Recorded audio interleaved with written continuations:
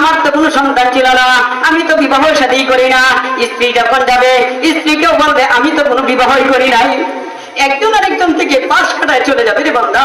কেউ কারো বোঝা ওই দিন গ্রহণ করবে না, কেউ কারো বোঝা গ্রহণ করবে না। কেন?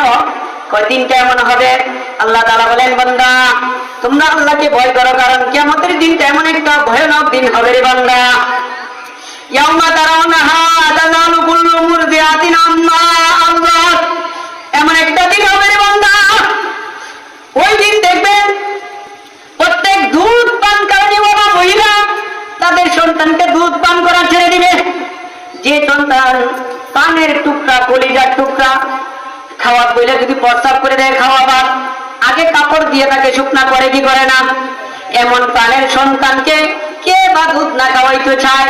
কিন্তু কেমন বিপদটা হইলে ওই দিন বান্দায় বান্দি তার সন্তানকে পর্যন্ত দুধ খাওয়াইবে না, দুধ পর্যন্ত খাওয়াইবে না, দুধ খাওয়ানো ছেড়ে দিবে।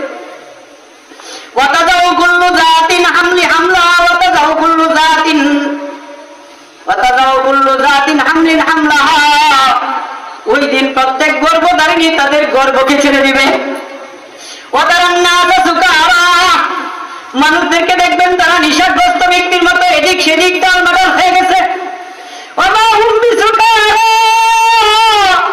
মূলত তারা বেদিশা না, নিশাগ্রস্ত না, ভালো ব্যক্তি, কিন্তু বিপদটা তার উপর পড়ার কারণে বান্দা তারা বেদিশার মতো হয়ে যাইবে, বেদিশার মতো ঘোরাফেরা করবে।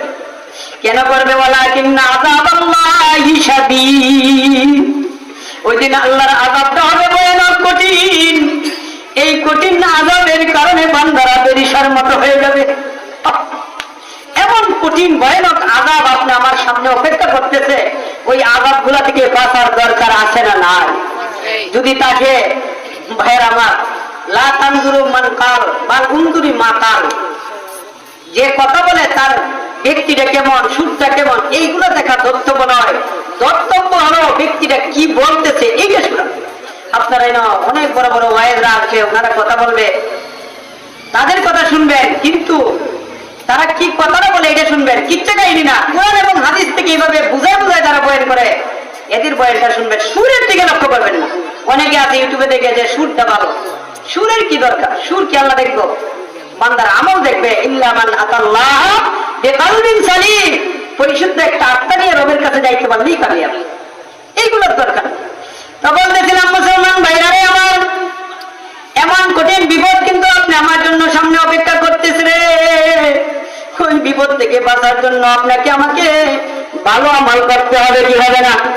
আজকে থেকে কারা কারা নিয়ত করছেন ভালো আমল করবেন?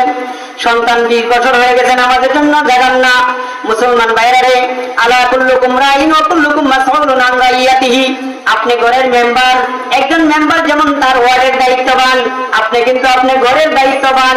আল্লাহ রাব্বুল আলামিন কালকে আমাদের মাঠে কিন্তু আপনাকে জিজ্ঞাসা করবে, রে বান্দা তোরে তোর ঘরের 5 জন 7 জনের অভিভাবক বানিয়েছিলাম, তুই কি কোনোদিন নামাজের কথা বলছিলি কিনা? রোজার সময় এসে রোজা রাখা লাগতো না, বলে কি বলে না? মেয়েটা শুকায় যাবে, রোজা রাখার দরকার না। এরকম লোক আছে না নাই সমাজে? জোরে বলেন আছে না নাই? আপনারা কি ধরাইতেছেন কেউ?